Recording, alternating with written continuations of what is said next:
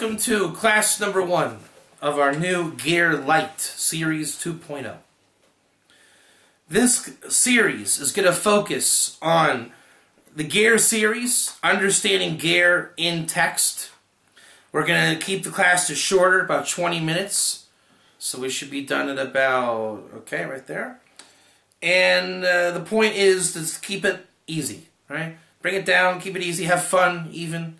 A little bit less professionalism, right? Make it loose in the text, and let's make Ger knowledgeable for everybody, right?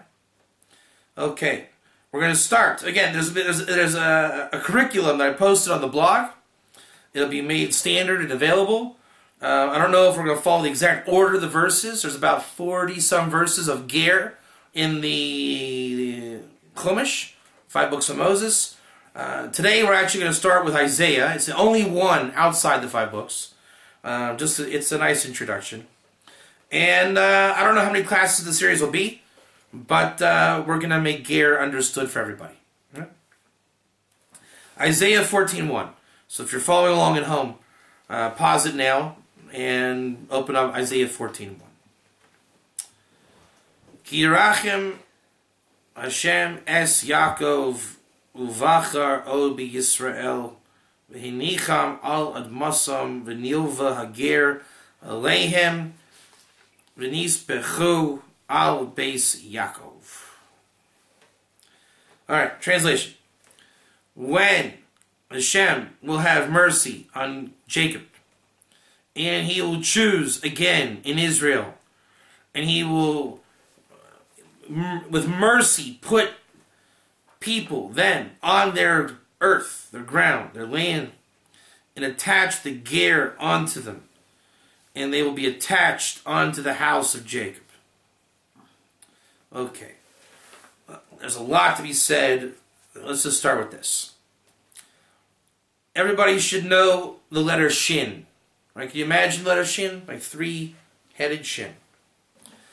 And on the tefillin that we wear in the morning, the head tefillin, there's a 3-headed shin, a regular shin that you all know and love, and there's a 4-headed shin, just the same thing but with a 4th, I guess it looks like this basically, right? And there's a lot of ideas what the 4-headed shin looks like. My favorite, and I think the most apropos, is it represents the priest, the Levite, the Israelite, and the Ger. And the Ger is this 4th house of Jacob. And that's what he's talking about here. The house of Jacob.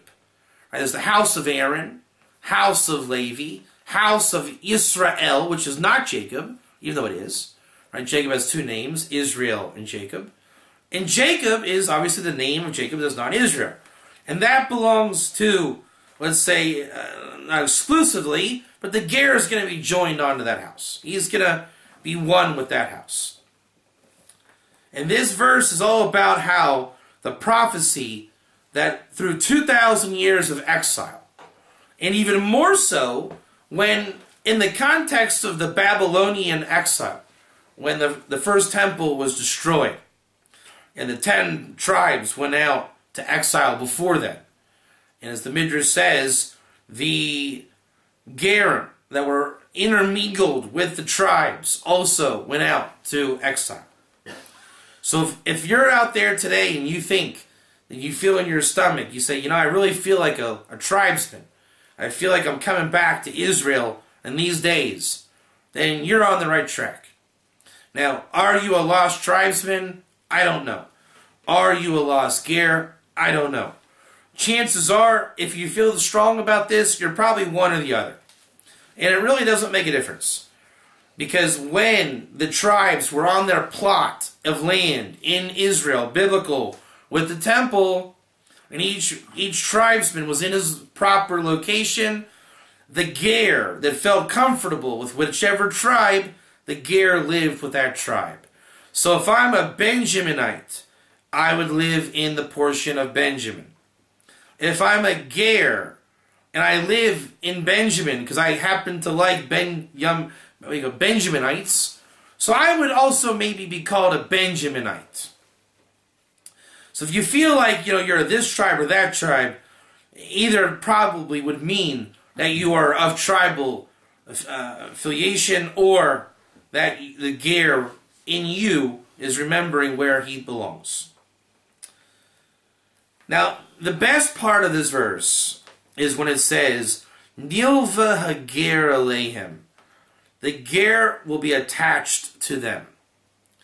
Ger here basically is the non-Jew who in the end of days comes back. And he is all about the Emunas Yisrael, right? The faith of Israel. Basically, he believes in the Torah and Hashem and the Jewish people and the land of Israel. Right? The 5 books of Moses proper. That's his belief. Right? He believes in the 7 laws of Noah. He believes in the truth. Right? That's the truth. He's not believing in idolatry, other religions. He believes the truth. If that's you, and you believe the truth, you are at least a Ger. Right? Now, if you're some lost Jew, that's already something for Elijah to come and tell you. Right? Because also a Botshuva, a Jewish returnee, who has the status of being a lost soul, a captive soul also. Right? It says that, if you grow up in secular America or whatever, you're called Tiyam Shenishba.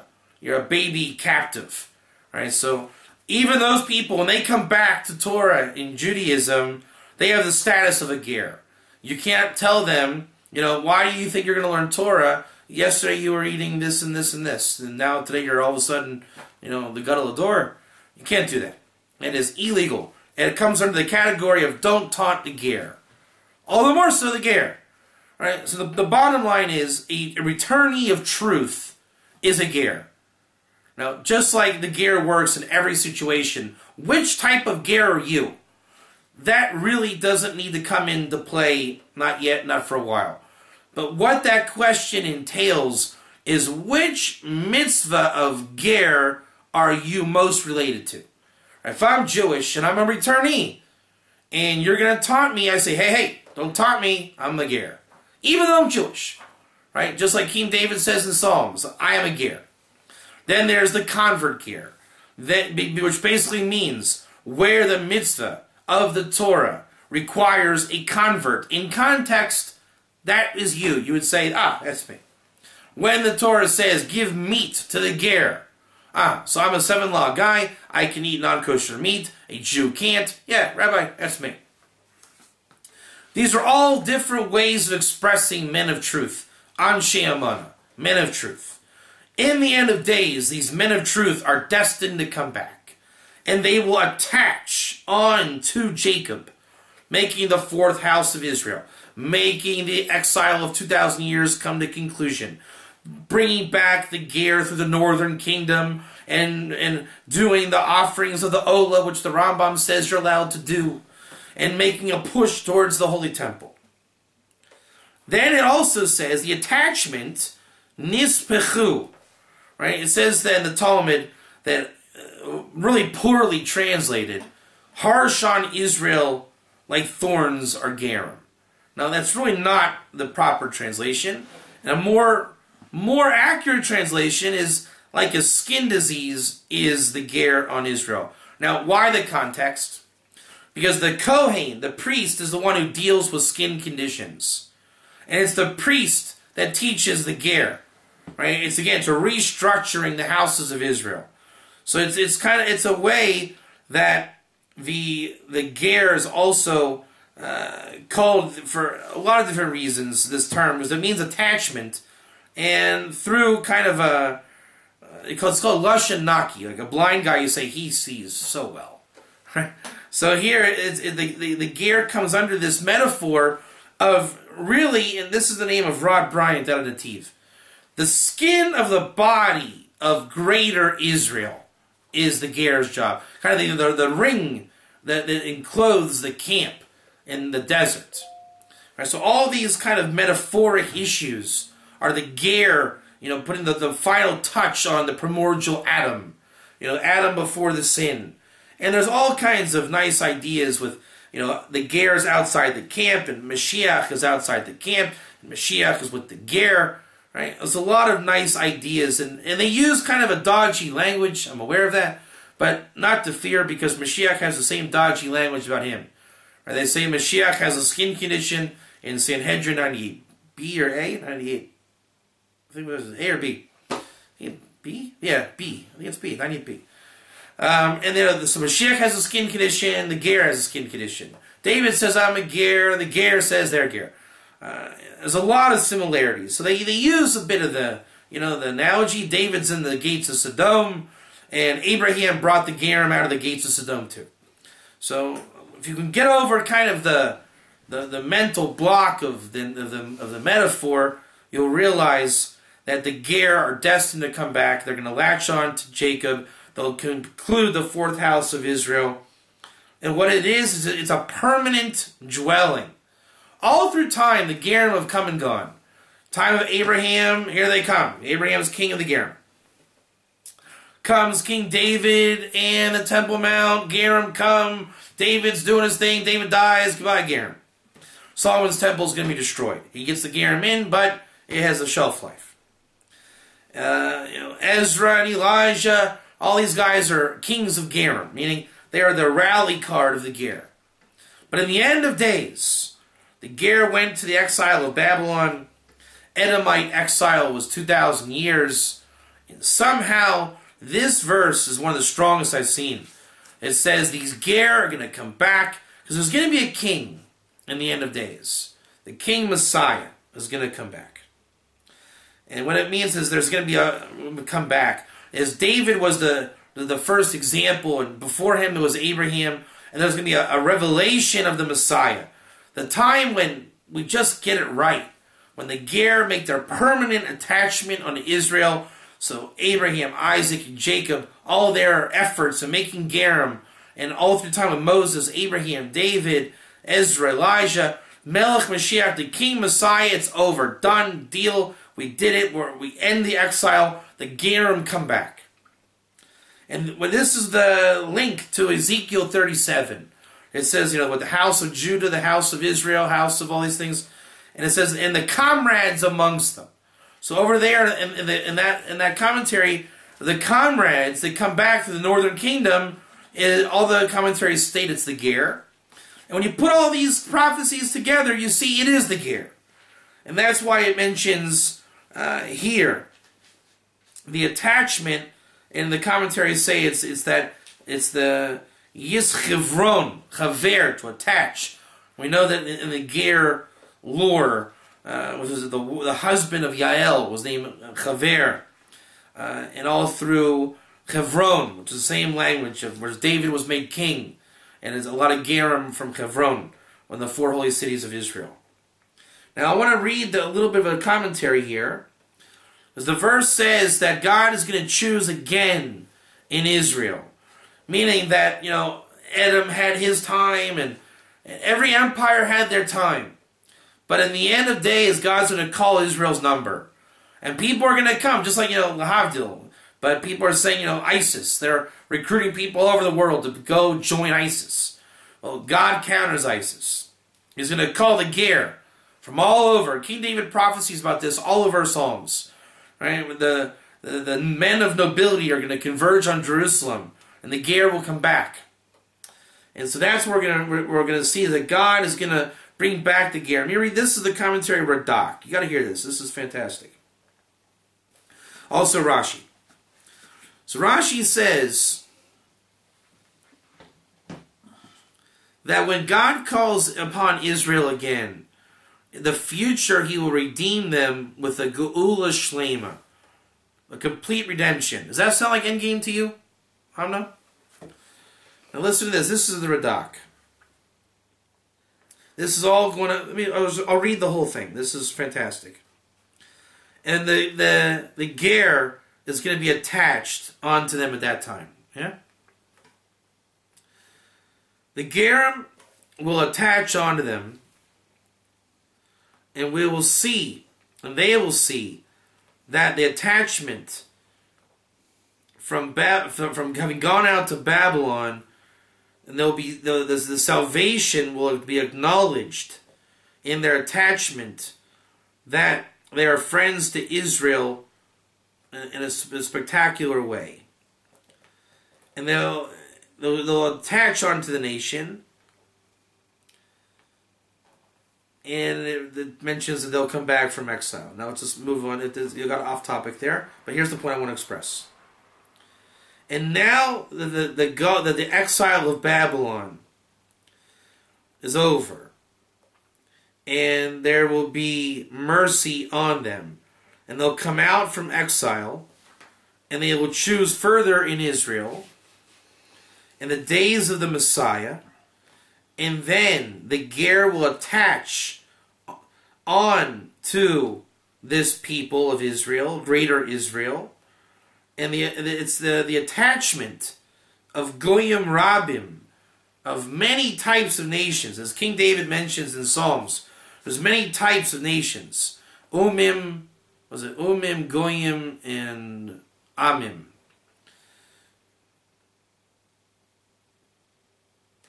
And they'll come and attach onto God on that day. And how many wonderful verses speak about this thing in the coming of the Messiah, in the words of the prophets, and that will take nations and peoples, and they will come, all of them, onto their brothers and bring an offering to God, which means there will be a temple. And as the Gemara Tractate Megillah and the Rishomi explains, the Noahites will begin with the Korban Olah in the north of Israel, coming back from Babylon. Again, full circle, where the tribes went out and the Gerim went out. And this is the whole idea of the northern kingdom coming to life. The desire to bring an offering to the temple will erupt, and a pull for Ezekiel's temple will become manifest. And how many wonderful verses speak about this. And then they'll be attached onto Jacob. And then he goes on to speak about the attachments. There's a double language of attachment. And it's interesting because the word for attachment, v'nispechu, is the same letters to spell Pinhas. As in Pinhas is Elijah, Pinhas with the spear, where he was granted the rights to Mashiach ben Yosef, Mashiach ben David. The full power of a complete redemption was given over to the hand of Pinhas. And that's usually the sign, right? That David had the power of the hand to at the time he conquered Zion. Abraham, his enemies were given to his hand, the blessing of Melchizedek. And Pinhas finds the spear in his hand, the spear of prayer, the messianic ability to pull the Gerim from all over, to converge on the times of the Messiah for an absolute complete redemption. And that's where we're going to conclude this beginning of the Ger series, part 1. Again, this was Isaiah 14:1. The Ger will attach himself to Israel. It is a sign of the end of days, totally. And it's very strong language. Usually you don't hear Geula Shlema, complete redemption. And that's how you know the complete redemption is coming. The grafting on to the house of Israel. And who is this Ger? Who are these Gerim? They're the ones that see the truth. They are all for the truth. They've come at the end of time. The King Messiah is there. Meaning, what is the King Messiah? He is the one. He is the king with the Shefa. Shefa is the bounty, a spiritual bounty, as is the dew of Zion. And the Gerim, that's what they're on to. Just like they came and helped Abraham with the kings, the war with the kings. Just like David was helped by Gerim, because he had the bounty of Zion also, bounty of Jerusalem. The Messiah that says the Torah will come from Zion, from Jerusalem, that the men of truth will come back, and that is what the Ger are all about. They're the men of truth who believe in Hashem, the Torah, all of the story of the Torah. And when we get into the differentials of this Ger, that Ger, the whole point is, whether you're a tribesman, a Ger, this Ger, that, Ger means the people of truth that are not yet realized within Yaakov or Jacob. They will be permanently attached. Now, once the temple's here, Mashiach comes, where you fit, that will be contingent on your soul, where the Torah, as you learn it, what God bestows upon you, where you're destined to go, in the land, out the land. But what is a ger? It is anybody who is a man of truth, her, a woman of truth, that is going to be attached to the house of Yaakov, or the house of Jacob. Thank you very much.